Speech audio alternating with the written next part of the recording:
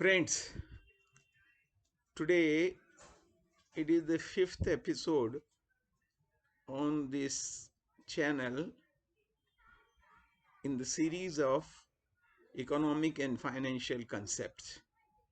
In our last video, we had talked that for development, it is necessary to increase the production, and for increasing the production, there is need to have the capital or provide the capital to the producers of the goods and services. And we had also talked about the capital comes either the producer himself brings the capital or others provide him the capital. That is, he borrows from others to complete his project and increase the production. So first, when he puts his own money in the project, that is called his owned capital and more popularly known as his equity capital, which is not normally sufficient in any economy. Mostly the capital comes from the borrowings, which is also known as the credit or the debt. In our last video, we have raised two issues. That is, the savers who have got the surplus money, they earned more, they spent less, they saved the money. And here this fellow earned less, the producer, but he wants to spend more. So we had discussed how the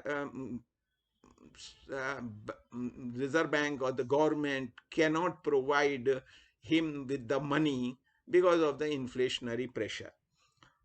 और अगर जिन लोगों ने पैसा बचाया है वो उसको पैसा दे दें तो मनी सप्लाई नहीं बढ़ेगी, महंगाई नहीं बढ़ेगी, सिस्टम में मनी सप्लाई उतनी ही रहेगी। लेकिन उसमें दो इश्यूज आ जाते हैं। क्यों दें वो लोग पैसा? पहली बात है, उनको गारंटी नहीं है कि उनका पैसा वापस मिलेगा, और अगर मिलेगा भी तो उनको क्या फायदा है। तो हम इन दोनों सवालों का अलग अलग एपिसोड में आंसर देंगे। आज हम ये देंगे कि उनका पैसा वापस मिलने की क्या गारंटी है।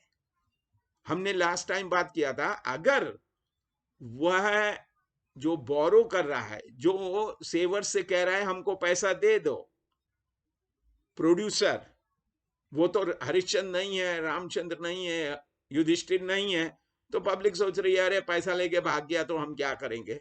तो हमको एक ऐसे पर्सन की जरूरत है जिस पर सब विश्वास करें, एक तरह से मैं कहूं अंधविश्वास करें, वो कोई क्वेश्चन ही ना करें। इसने कहा है तो बिल्कुल सही कहा है, इसकी गारंटी पे हम इसको या तो इसको पैसा दे देंगे या इसकी गारंटी पे दूसरों को पैसा दे देंगे। वो कौन है? तो हमने कहा था आजकल बायोलॉजिकल इंडिविजुअल्स तो ऐसे पैदा होते नहीं हैं, लीगल पर्सन क्रिएट करना पड़ेगा। लीगल पर्सन वो होता है जिसको कि किसी लॉ के अंदर पैदा किया जाता है, एक्ट के अंदर, कानून के अंदर, कायदे के अंदर उसको प्रोड्यूस किया जाता है। तो तमाम कायदे होते हैं, तमाम एक्ट होते हैं, हर इकोनॉमी में, हर कंट्री में ऐसा एक लीगल पर्सन क्रिएट किया जाता है। इंसिडेंटली आपको बताऊं कि हिंदुस्तान की आजादी के लिए ये एक ब्रिटिश ने कंपलसरी कंडीशन रखी थी कि भाई हम आपको आजादी देंगे, लेकिन आप एक ऐसा लीगल पर्सन क्रिएट करिए। एक कमीशन बना था जिसका नाम था हिल्टन यंग कमीशन। उसने कहा हम आपको आजादी देंगे, आपका हमारे जाने के बाद विकास होना चाहिए, इसके लिए आप एक ऐसा लीगल पर्सन क्रिएट करिए जिस पर सब विश्वास करें। हालांकि ऐसे डायरेक्ट इस तरह से नहीं कहा था, उन्होंने तो उसको टेक्निकल लैंग्वेज में कहा था। उन्होंने कहा था कि आप एक ऐसी एंटिटी क्रिएट करिए। आप लोग सोच सकते हैं आज भी है वो हिंदुस्तान में लीगल पर्सन, और अगर उसको हटा देंगे तो हिंदुस्तान चलने का आप सोच भी नहीं सकते। यानी वो ऐसा कौन सा लीगल पर्सन है? लीगल पर्सन माने इंस्टीट्यूशन है जो किसी लॉ में क्रिएट किया गया है, जिस पर आप इतना विश्वास करते हैं कि आप अपनी करोड़ों की, अरबों की प्रॉपर्टी बेच देते हैं, और उस पर विश्वास करके वो लिख के दे देता है एक कागज पे, ठीक है आप इसको अपनी प्रॉपर्टी और सोना और चांदी सारा बेच दीजिए, इससे हम ये कागज लीजिए, उससे हमारा हम लिख के दे रहे हैं उसको कागज, और आपको मैं वचन दे रहा हूं कि आपका पैसा वापस हो जाएगा। उस पर लिखा रहता है कि जिसके पास मेरा ये कागज है, मेरी ये हुंडी है, मेरा ये वचन पत्र है। कौन सा वचन पत्र? जिस पे लिखा हुआ है मैं इसके धारक को, धारक माने जिसके पास, बियरर, जिसके पास ये कागज है, उसको मैं इतने रुपए अदा करने का वचन देता हूं। वचन दे रहा है रामचंद्र जी की तरह। आई प्रॉमिस टू पे। वो पे नहीं कर रहा है, वो खाली प्रॉमिस कर रहा है कि आप कहेंगे तो हम पे कर देंगे। तो लोग अपना सोना चांदी घर द्वार बेच करके और वो कागज अपने पास रख लेते हैं और कभी उसके पास जाते भी नहीं है। वो मान लीजिए 100 करोड़ का माल सामान उसने अपनी प्रॉपर्टी बेच दी, और उसके बाद जिसको बेची उसने उसको वो कागज पकड़ा दिया, बोले देखो भाई तुम्हारा कितना 100 करोड़ हुआ ना, ये कागज लो। वो वचन दे रहा है कि तुमको 100 करोड़ रुपए वापस कर देगा। हम सोचते हैं इस कागज बहुत कीमती है, इसमें लिखा है कि ये जिसने इशू किया है, जिसका इसमें दस्तखत है, वो हमारे 100 करोड़ रुपए वापस करेगा। तो फिर आप 100 करोड़ रुपए उससे नहीं मांगते, आप वो दूसरे को दे देते हैं, जिससे आपने मान लीजिए दूसरी प्रॉपर्टी खरीदी या उससे सोना चांदी खरीदा। बोलते कि भाई देखो, मैं ये कागज तुम रखो, ये जिसने दस्तखत किया है, तुम जब चाहो तब उससे 100 करोड़ रुपया ले सकते हो। ये कौन है? आप जरा गैस करिए। वो है रिजर्व बैंक ऑफ इंडिया। जो आपने प्रॉपर्टी बेची, कोई सामान बेचा, तो अगले ने क्या दिया आपको? एक रिजर्व बैंक का नोट पकड़ा दिया जिसमें गवर्नर रिजर्व बैंक के दस्तखत हैं। उसने क्या लिखा? ये नहीं लिखा मैं आपको प्रॉपर्टी दे दूंगा, मैं आपको सोना दे दूंगा। उसने सिर्फ इतना लिखा कि भाई मैं जो आप ये कागज रखे हैं, आपको वचन देता हूं कि मैं आपको इतना पैसा अदा करूंगा, और लोग उस पर विश्वास करते हैं। यही वो लीगल पर्सन है जिसका करेक्टर रामचंद्र जी, युधिष्ठिर, हरिश्चंद्र की तरह होना चाहिए। प्राण जाए पर वचन न जाए, यानी रिजर्व बैंक ऑफ इंडिया ने जो कह दिया है, हमने उसकी बात पे यकीन कर लिया। ये लो भाई, तुम हमारी प्रॉपर्टी ले लो, सोना चांदी ले लो, मकान ले लो। और उसने हमको वो कागज पकड़ा दिया, हम संतुष्ट हो गए, कोई सिक्योरिटी वगैरह नहीं मांगी। नाउ हिल्टन यंग कमीशन ने यही कहा था कि आप अपने कंट्री में एक ऐसा रिजर्व बैंक क्रिएट करिए जिसका करेक्टर कैसा हो? हरिश्चंद्र, रामचंद्र और युधिष्ठिर की तरह हो, जो अपने वादे पे कभी फेल ना हो। वो होता है रिजर्व बैंक। अब ये जो प्रोड्यूसर को प्रॉब्लम आ रही थी कि सेवर्स उसको पैसा नहीं दे रहे थे कि भाई हमारा पैसा वापस होगा या नहीं, हमारी बचत थी वो, तो रिजर्व बैंक ने कहा कि भाई तुम इसको पैसा दे दो, तुम इसको पैसा दे दो। अब रिजर्व बैंक हर प्रोड्यूसर की गारंटी नहीं ले सकता।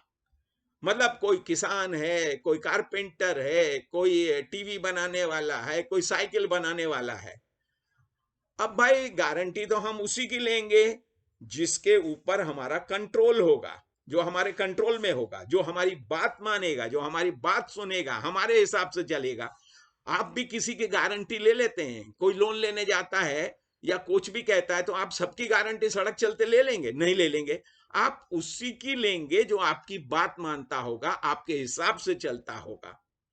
तो रिजर्व बैंक ने कहा कि ठीक है, मैं सबकी गारंटी नहीं ले सकता, मैं कुछ इंस्टीट्यूशंस की गारंटी ले रहा हूं कि अगर आप, मैं ऐसे इंस्टीट्यूशंस क्रिएट कर रहा हूं, ऐसी संस्थाएं क्रिएट कर रहा हूं, और उनको अगर आपने पैसा दिया तो मैं आपको गारंटी देता हूं कि आपका पैसा सदैव सुरक्षित रहेगा और वो संस्था आपका पैसा हमेशा वापस करने की स्थिति में रहेगी। ये संस्थाएं कहलाती हैं बैंक। बैंक ही वो संस्थाएं हैं जिन पर जनता का विश्वास है और वो अपनी करोड़ों की प्रॉपर्टी का पैसा उस बैंक में बिना किसी सिक्योरिटी के उनको दे देता है। क्यों? क्योंकि रिजर्व बैंक ने कहा है कि अगर आपने बैंकों में पैसा रखा तो ये हमारी जिम्मेदारी है कि वो बैंक आपको पैसा वापस करेगा।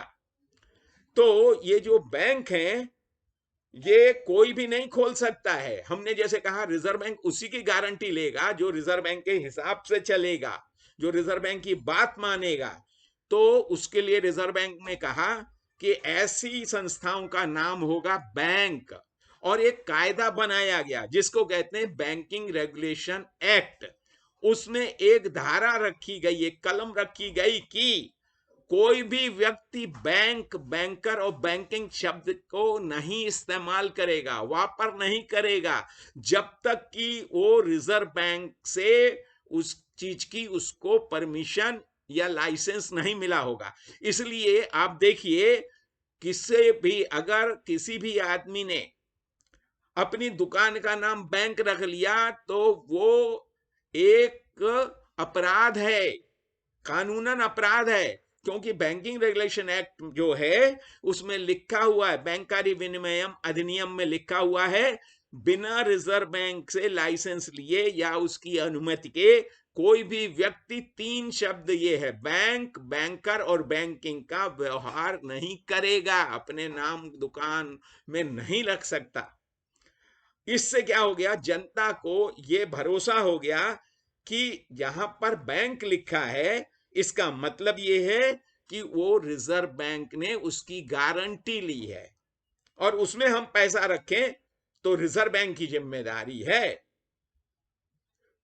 तो ये रिजर्व बैंक कैसे करता है? रिजर्व बैंक करता है कि वो उन संस्थाओं को ही ये शब्द वापर करने की इजाजत देता है जो कि जिसको कि वो लाइसेंस देता है। यानी ये शब्द वापरने के लिए, इस्तेमाल करने के लिए वो रिजर्व बैंक से लाइसेंस लेना पड़ता है। और लाइसेंस में रिजर्व बैंक ऐसे ही नहीं दे देता कि भाई हम चले गए, हमको लाइसेंस दे दीजिए, ले जाओ भाई लाइसेंस। ये कोई ऐसे पंजीरी नहीं बट रही है, कोई चैरिटी नहीं है कि जिसमें जो भी आया उसको रिजर्व बैंक दे। क्योंकि रिजर्व बैंक ने गारंटी ली है कि तुम अगर पब्लिक का पैसा लोगे तो हमारी गारंटी है कि तुम्हारा जो पब्लिक का पैसा तुम वापस करने की स्थिति में रहोगे। तो हम लाइसेंस तुमको ऐसे ही नहीं दे देंगे, हमको तुम सेटिस्फाई करो। और आज नहीं, लाइसेंस देने के पहले ही नहीं, लाइसेंस मिलने के बाद जनता तुमको पैसा देगी, क्योंकि तुम्हारे नाम में बैंक लिखा है और जनता जानती है बैंक शब्द वही इस्तेमाल कर सकता है जिसको कि रिजर्व बैंक ने लाइसेंस दिया है। मेरी इज्जत का भी सवाल है। तो रिजर्व बैंक लाइसेंस देने के पहले और लाइसेंस देने के बाद यह सुनिश्चित करता है कि जिसको उसने बैंक शब्द इस्तेमाल करने की परवानगी दी है, परमिशन दी है, लाइसेंस दिया है, तो बैंकिंग रेगुलेशन एक्ट की सेक्शन कलम 22 में यह लिखा है, रिजर्व बैंक ने भारतीय पार्लियामेंट को, भारत की जनता को विश्वास दिलाया है कि हम उसी को लाइसेंस देंगे जो कि हमेशा हमेशा अपने डिपॉजिटर का पैसा वापस करने की स्थिति में रहेगी। यानी उसकी आर्थिक स्थिति, उसकी फाइनेंशियल पोजीशन ऐसी होगी कि उसने जनता का जो पैसा लिया है डिपॉजिटर का, वो हमेशा वापस करने की स्थिति में रहेगी। न केवल इतना है, वो कहते हैं अच्छा आपने तो दिया उसको लाइसेंस, क्यों दिया? ताकि हम पैसा उसको दें। अब आपने उसको पैसा क्यों दिलाया? ताकि वो पैसा लेके कुछ भी करे। चोरों को दे, बदमाशों को दे, स्मगलर्स को दे। अरे हम इसलिए थोड़ी, हमने तो देश के लिए पैसा दिया है भाई। तो रिजर्व बैंक कहता है हमने इसलिए दिया क्योंकि हम चाहते थे देश का विकास हो, प्रोडक्शन बढ़े, गुड्स एंड सर्विसेज का।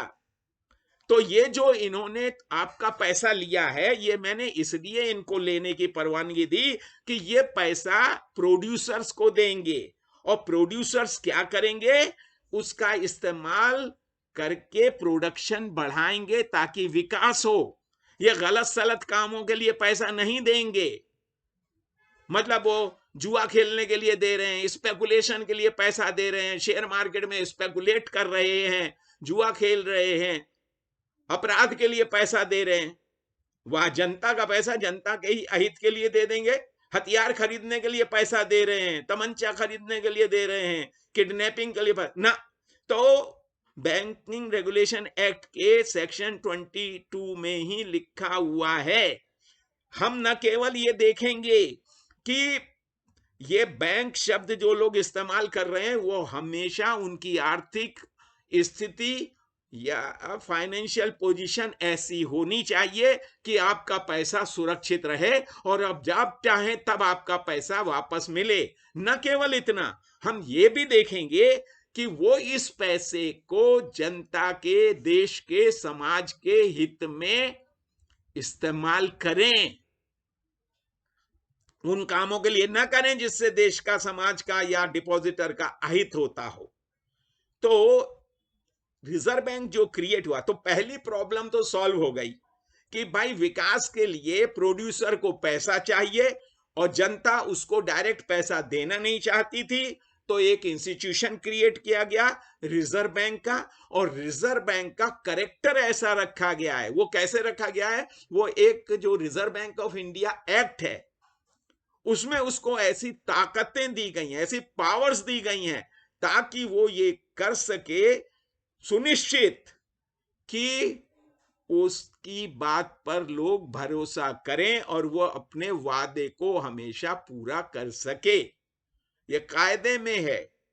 तो वो एक प्रोड्यूसर्स की जनता पैसा दे प्रोड्यूसर को, तो उसके लिए रिजर्व बैंक नाम की संस्था बनाई गई जिस पर लोगों का विश्वास इस तरह से है जैसे रामचंद्र जी पर है।